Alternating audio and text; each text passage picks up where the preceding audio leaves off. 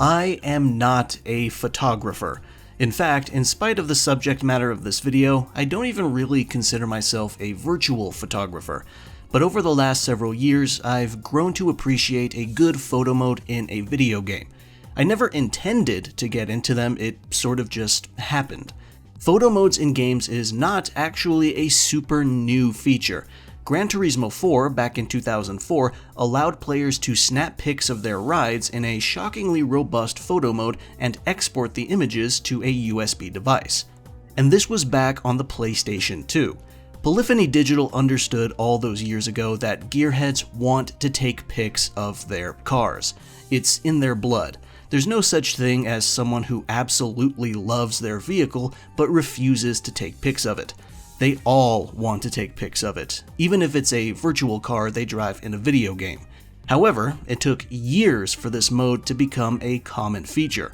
Nowadays, almost every major action-adventure game has a photo mode of some sort.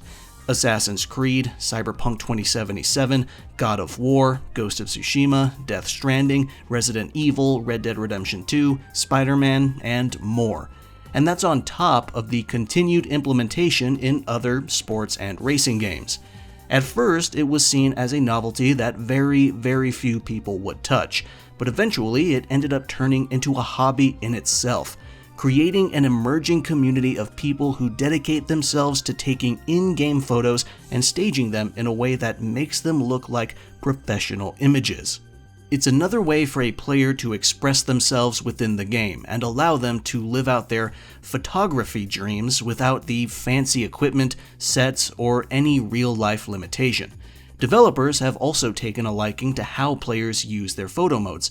If you follow Hideo Kojima on Twitter, then you will see him retweet virtual photography from Death Stranding all the time. In fact, Death Stranding 2 is what got me to make this video.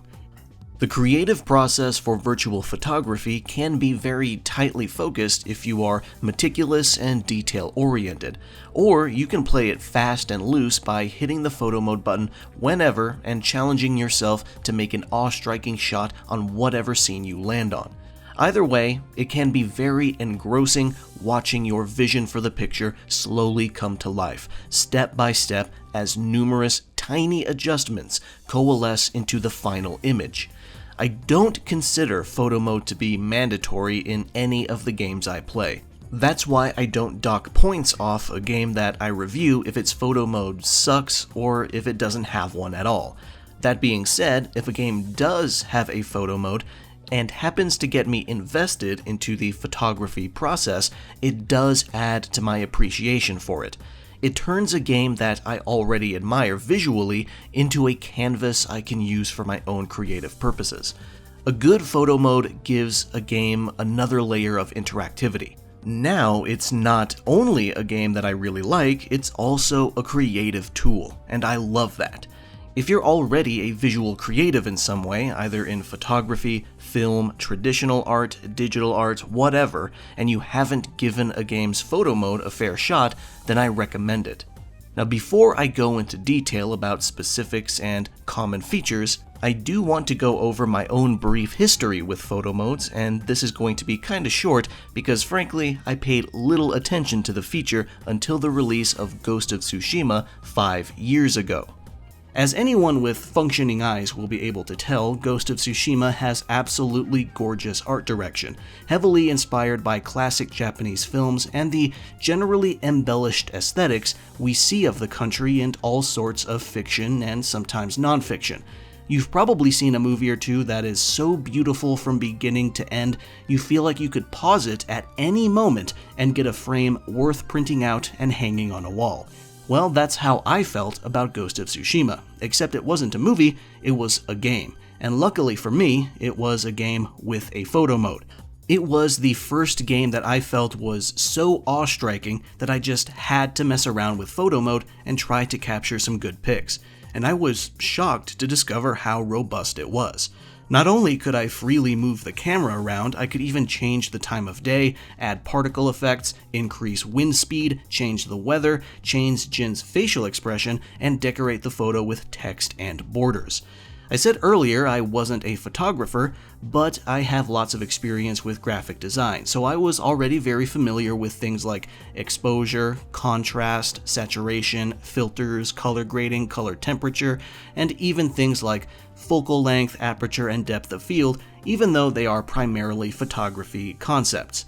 Ghost of Tsushima's photo mode had a ton of stuff, and it was the first photo mode I ever tried to actually mess around with, and I already felt spoiled. It was awesome. I spent hours snapping pics as I played through the game. It was such an effective distraction that I wasn't expecting to work on me so well. Sadly, I don't have any of those pics anymore. It's a shame because there's a few that I was really proud of.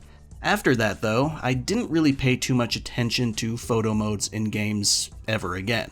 Not because I was no longer interested, but because I would try some of them in different games, but the games themselves either weren't igniting my virtual photography imagination enough, or the photo mode itself wasn't as robust. Spider-Man 2, for example, has a great photo mode, but the creative neurons just weren't firing in my head at the time while playing it. And Final Fantasy VII Rebirth, despite being a game I absolutely adore, has an awful photo mode that is missing some of the most basic features and settings. It was pretty disappointing. But then, very recently, I played Death Stranding 2 on the beach. I knew it had its own photo mode, and since I intended to review the game, I figured I might as well try it out, and lo and behold, I got sucked in again. My inner photographer jumped out once more thanks to the richness of the mode and the fact that the game itself is just jaw-droppingly beautiful. I snapped dozens of pics as I played the game. Portrait shots, landscape shots, action shots. If I thought I could make a cool photo out of a particular interaction or pose or environment, I would try it. And this is where I got to thinking. I really like Ghost of Tsushima's and Death Stranding 2's photo modes. But why? What makes them so good to me? What did they do to get me, a non-photographer, to start snapping pics?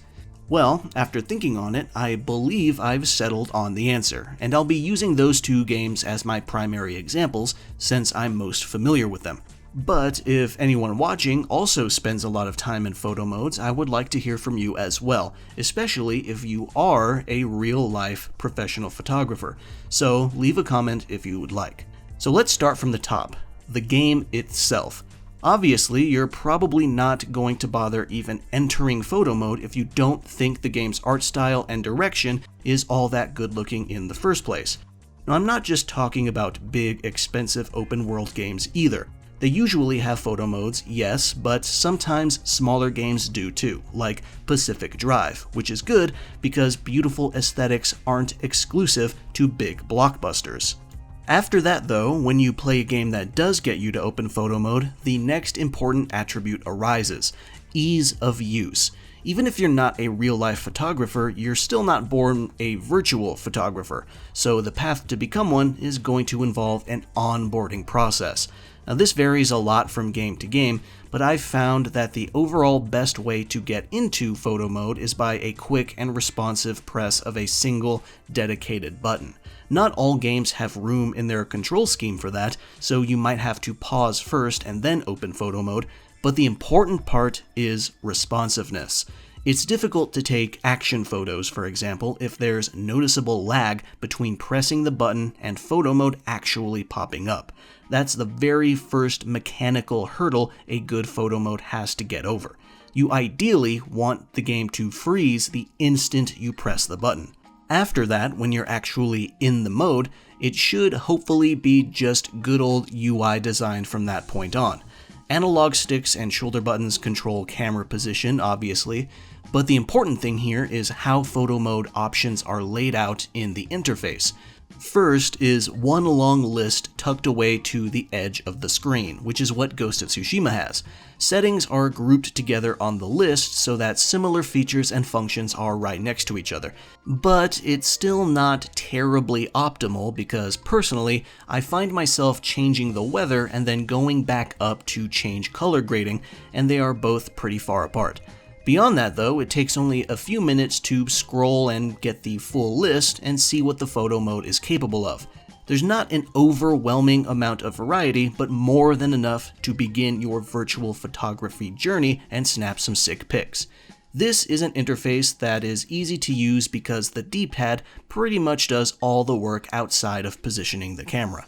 And then there's the other method adopted by Death Stranding 2 and most other games: tabs.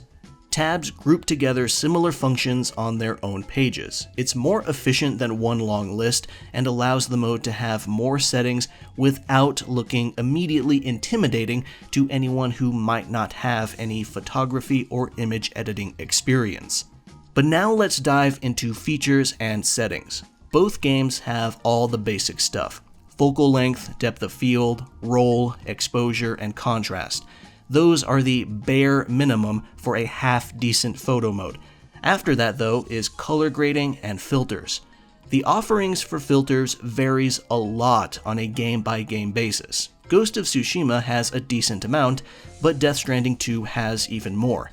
There's no real limit on how many features a game can have, but generally speaking, the game should keep focus on filters that actually change the lights and shadows of the image in a meaningful way that can't just be recreated by the user themselves just sliding the exposure and contrast around.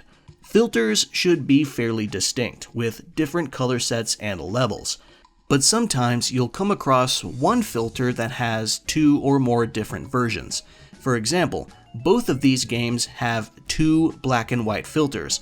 One of them is a normal grayscale filter that just converts the image into black and white without really changing the levels, but the other is a black and white filter that is closer to how old films look, with precisely tweaked levels that allow lights to show up more and shadows to appear darker.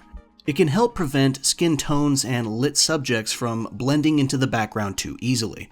Now personally, I really love having a variety of filters. They're probably the thing I mess with the most when I open photo mode. It's also very common for the game to allow you to change the filter's strength, either by increasing or decreasing their effect. Both Ghost of Tsushima and Death Stranding 2 have this. Now one feature that I do wish for though, and I don't know if there are any games that do this already, is the ability to have multiple filters at once. I think that would be really cool, as someone who enjoys toying around with them. After that is additional visual effects. Death Stranding 2 keeps things simple by giving you the option for noise, which can look like film grain at a low setting. So if you're trying to nail the look of an older or vintage photo, you have an easy way to do it. Ghost of Tsushima, on the other hand, goes the extra mile with the particles setting. Basically, you can choose to fill your frame with things like leaves, fireflies, songbirds, embers, and more. Then you can change their intensity too. Weirdly enough though, despite its presentation deliberately evoking that of old films, Ghost of Tsushima does not have a noise or film grain option. However, what both games have is stamps, frames, and decorations in the form of title cards, logos, borders, and other text. They both offer different aspect ratios, but Ghost of Tsushima is the only one that gives it its own category. Now that being said, Death Stranding 2 offers one hugely helpful setting for decorations: the ability to change their position and rotate them. Strangely enough, Ghost of Tsushima does not allow this, and it's really disappointing because sometimes a picture with a title card could look good if you could just nudge it over a little bit. Sadly, both games lack the ability to change the size of your decorations, which is another thing I would have figured to be obvious, but I guess not. Now we're going to dive into the big stuff that really turn the photo modes into a playground. First, there's facial expressions. Both games allow you to change the expression of Jin Sakai or Sam. In Ghost of Tsushima, you can remove Jin's headgear to reveal his face without needing to exit photo mode. Unfortunately, Death Stranding 2 doesn't have this, despite the fact that you can give Sam a hat and sunglasses too. However, it does go the extra mile by allowing you to pose Sam in a few dozen different ways. And not only that, but you can fine-tune the way his head and body are turned and where his gaze is directed. You can even do the same for Dollman. This allows for some extremely customized and expressive close-up portraits. Another amazing feature that Death Stranding 2 has is the lighting. You can create up to 3 of your own sources of light. You can change their color, their saturation, intensity, softness, size, and place them really high, really low, close, or far. It's insanely useful for when the moment you're paused on does not have the best direction of light, but it would be way too much work to try over and over to get it perfect. Ghost of Tsushima sadly lacks all these features. You can't pose Jin and you can't make your own light sources, but it does have 2 other big features that can impact your photo a ton. The ability to change the weather and time of day, including clouds, wind intensity, and direction. You might initially assume that those won't impact too much, but you would be shocked at how often your picture is improved by simply changing to clear skies or dense fog. And even though you can't necessarily create your own light source, you can control the sun, which isn't a bad trade-off. These 2 features are absent in Death Stranding 2, which is a massive bummer because it means you have to manually pass time if you specifically want a night shot or day shot. Plus, since the game also has extreme weather, it would be really cool if you could just conjure a dust storm whenever you wanted. Death Stranding 2 has another problem I do want to mention on top of that. The camera is too anchored to Sam. Every time you move it, it has to move in an orbit around him, even if you choose to hide him in the picture. Thus, the camera is unable to point upward without being pushed into the ground. It's pretty frustrating sometimes, and it's not the only game that suffers from this.